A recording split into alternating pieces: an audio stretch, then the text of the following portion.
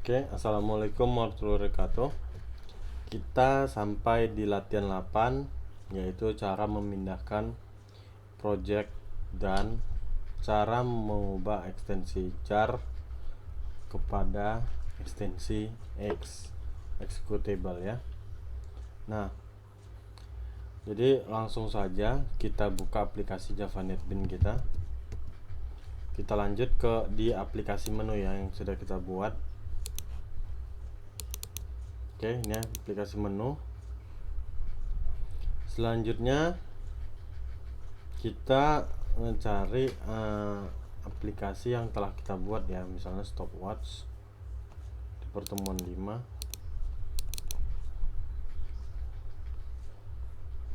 Oke, ini aplikasi ya. Kita ke kanan, pas copy ya. Copy, terus kita klik kanan lagi, kita paste refactor copy. Nah, di sini kita kasih nama stopwatch.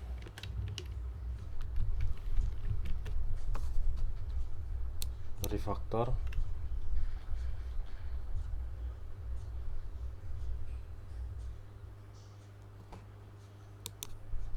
Nah, di sini kita udah punya aplikasi stopwatch, namun nih statusnya masih mempunyai main class ya, jadi konten main class.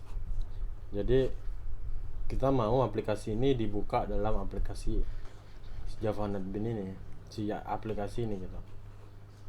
Jadi caranya kita akan merubah aplikasi ini menjadi J internal. Jadi caranya kita buka yang J internal, kita copy aja.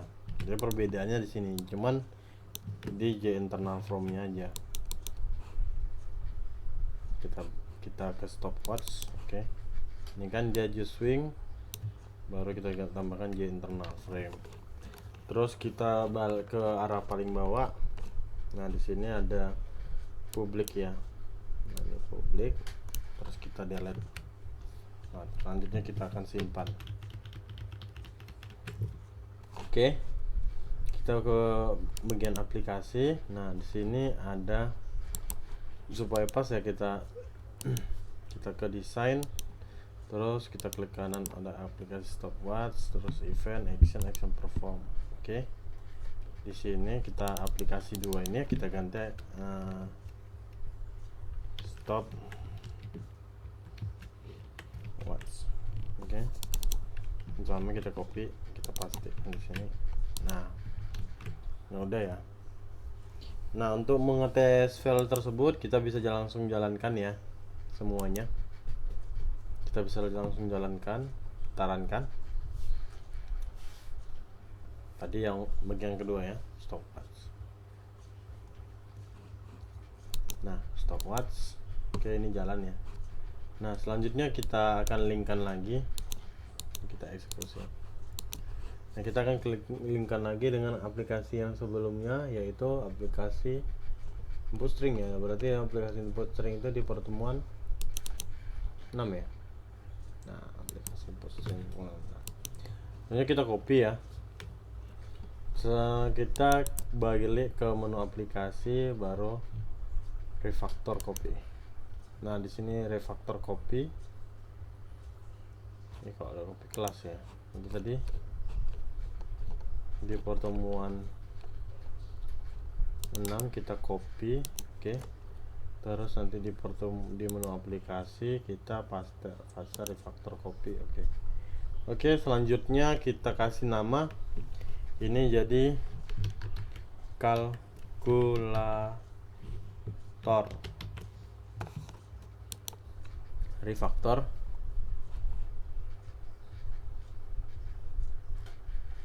Nah, di sini refactor menjadi main class ya. Jadi ini tinggal ganti, coba J internal frame gitu kan.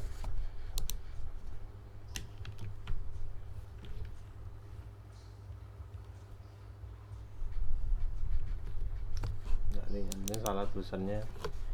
Kita bisa langsung copy paste aja. Oh, i-nya huruf besar ya. Jadi kalau lama-lama adik-adik bisa jadi paham ya. Oke. Di sini kita langsung main kelasnya kita hapus.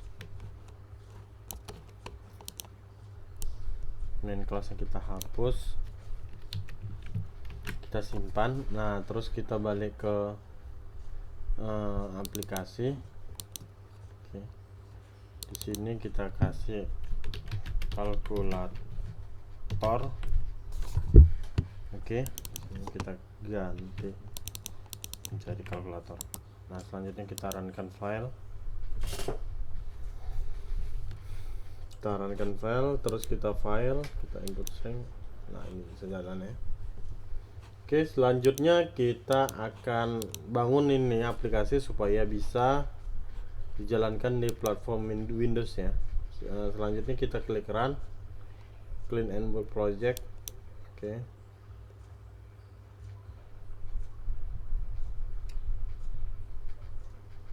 Jadi di sini bagian ini dia mengasih tahu di mana letak lokasi file jar itu tersimpan ya. Nah, untuk mengubah ekstensi ini kita menggunakan aplikasi. Ini kita minimize dulu nih. Karena udah siap, jadi ini di disk ya. Di dokumen bikin project, menu aplikasi disk, baru menu aplikasi .jar. Nah, kita menggunakan aplikasi yang namanya Jet Excelsior ya. Ini ya logonya. Nah, adik-adik bisa download aja di situs resminya karena ini gratis. Nah, kita buka Jet Excelsior. Ini begini apanya tampilannya. Ini adalah software converter resmi dari si Java ya. Jadi sangat aman untuk kita gunakan.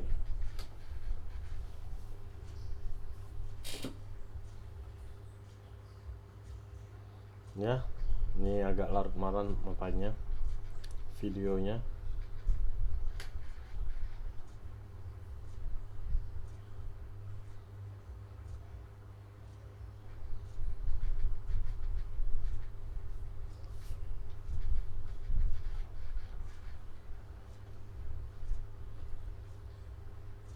Nah, selanjutnya di sini ada beberapa menu ya. Jadi di sini ada Java Plain ini untuk aplikasi desktop, Eclipse untuk aplikasi seperti Android, ini untuk aplikasi website, ini untuk aplikasi Java ya, berbasis Windows Dynamic Link Library. Nah, ini untuk Windows Service, dan ini untuk Maven, Maven ya. Ini untuk Grendel Script, ini untuk Android. Nah, selanjutnya kita pilih Plain Java SE. Nah, di sini di tahap ini dia minta di mana di mana direktori aplikasi kita gitu. Nah, langsung saja kita cari di mana menu folder aplikasi kita. Nah, selanjutnya kita enable manual string, kita tanda tambah, terus kita cari di mana letak jarnya ya, jar dari aplikasi kita tadi yang kita bangun. Oke, bikin project, menu aplikasi. Oke, letaknya pasti di disk ya kalau untuk jarnya. Nah, selanjutnya kita buat main kelasnya. Dia kita cek lagi ya. Main kelasnya di aplikasi. Oke. Nah, kita next. Nah, sekarang kita coba runkan file kita. Ini tahap untuk testing ya. Test and run ya. Jadi sebelum kita bangun aplikasi ini, alangkah baiknya memang harus di runkan dulu gitu. Nah, ini aplikasinya udah jalan ya. Aplikasi input string, oke, jalan. Ini aplikasi stopwatch, oke, jalan. Nah, sekarang kita closing.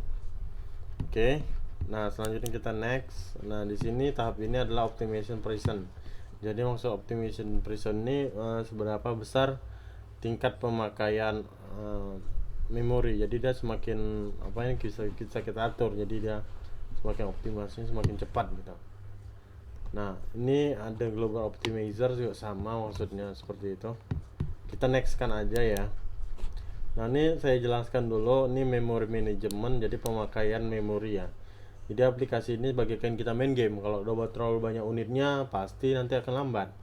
Nah, kalau kita arahkan memorinya ke arah adaptif, maka dia akan menyesuaikan apa namanya ya, jumlah RAM yang terpasang pada komputer kita gitu. Jadi aplikasi dengan jumlah RAM yang terpasang di komputer kita tuh sama setara dia. Nah, terus ini ada gigi rasio.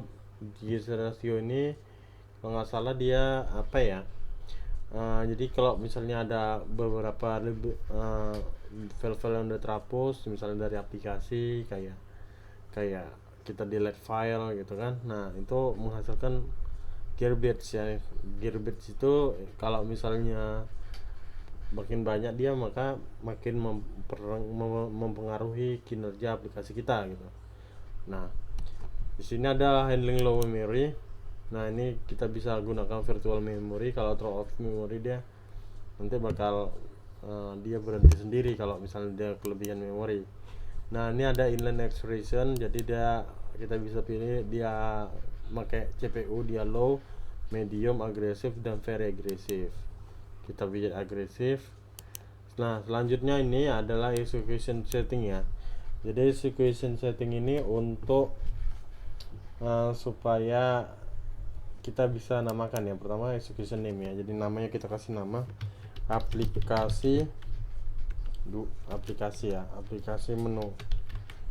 Nah, kita tambah add version info. Nah, ini kita bisa nambahi aplikasi menu nya Martin ya. Nah, ini bisa kita ganti. Terus ini udah ada seperti ini, bisa kita ganti ya jadi Martin 1. Semuanya bisa kita ganti. Nah, terus ini ada runtime-nya. Runtime-nya ini kita bisa pilih klasik untuk berbasis hardware, kalau desktop untuk berbasis desktop, kalau server untuk berbasis server. Kita pilih ke aplikasi desktop. Nah, selanjutnya trial version, kita bisa ngatur ini aplikasi trial atau tidak gitu. Jadi kita bisa atur ya. Jadi kita buat di sini full version. Nah, selanjutnya mix ya. Ini adalah tanpa line number. Jadi kalau kayak tadi ada classesnya, jadi ini berapa banyak classes yang akan dibuka. Jadi ini mempengaruhi juga kinerja pada saat loading classnya. Nah, ini icon ya, icon. Jadi kita bisa nambahkan icon untuk mempercantik tampilan aplikasi kita gitu. Aplikasi kita bukan untuk aplikasi kita ya. Terus kita coba di sini, ini saya ada icon. Nah, selanjutnya kita bisa hide kan ini karena dia aplikasi yang kita akan bangun ini berbasis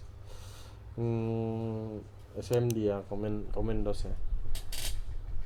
Nah, ini ada splash screen. Nah, kita bisa cari splash screen-nya.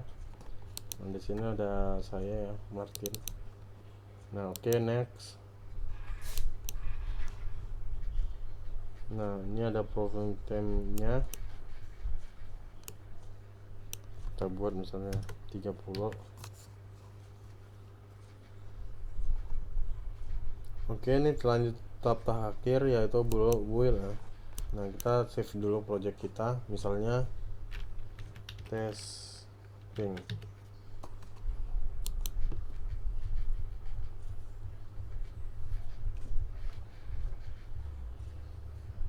Oke, tunggu sebentar.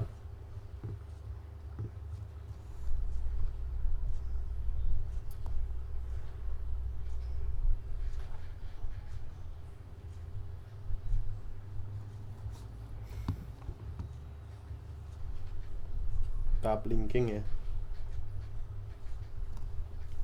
Nah, ini contohnya tadi ada muka saya. Nah, ini aplikasinya sudah berhasil. Oke, ini juga kita coba keluar. Oke, ini kita bisa, ini kayak package ya. Kalau kita mau buat package, ini run untuk kita jalankan kembali, dan close untuk mengakhiri ya. Nah, ini kita coba cari di mana aplikasinya berhasil atau tidak. Nah, tadi aplikasi ini berada di main dokumen, terus di NetBeans, terus di aplikasi menu, hanya huruf besar ya. Nah, aplikasi, terus di sini disinilah aplikasi kita, aplikasi menu. Nah, ini ada sebelah screennya. Oke, ini dia aplikasinya sudah berjalan. Oke, cukup sekian tutorial dari saya. Jika ada pertanyaan bisa tanya pada YouTube di bawah. Jika Anda masih belum subscribe, silahkan subscribe karena ini sangat bermanfaat ya. Jika Anda belum pengen mendapat notifikasi dari saya, pijit tanda lonceng itu. Jadi kalau saya buat video terbaru, teman-teman bisa dapat pengetahuan baru nih tentang bagaimana aplikasi kita Java NetBeans. Oke, untuk minggu berikutnya kita akan bahas tentang database ya. Nah, tetap semangat dan stay fokus. Assalamualaikum warahmatullahi wabarakatuh.